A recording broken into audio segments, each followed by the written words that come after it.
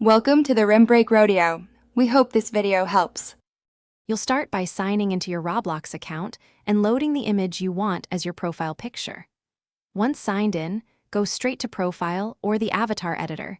This is where Roblox generates the thumbnail used as your PFP. Make sure your image is a square or cropped to that shape because Roblox crops thumbnails automatically.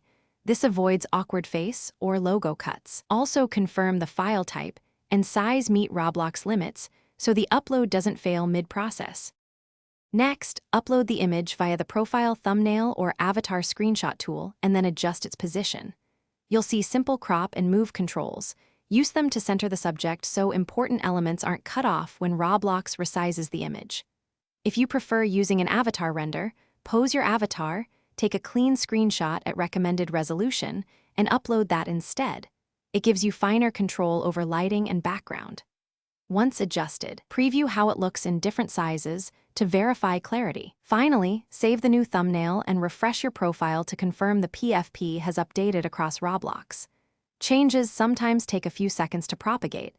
If it still shows the old image, clear your browser cache or restart the app and check again. If the upload is rejected, reduce file size or change format to PNG/JPG and try reuploading. If moderation or account restrictions block the image, review Roblox notifications and privacy settings to resolve any content or. Thanks for watching. Consider subscribing if we helped you.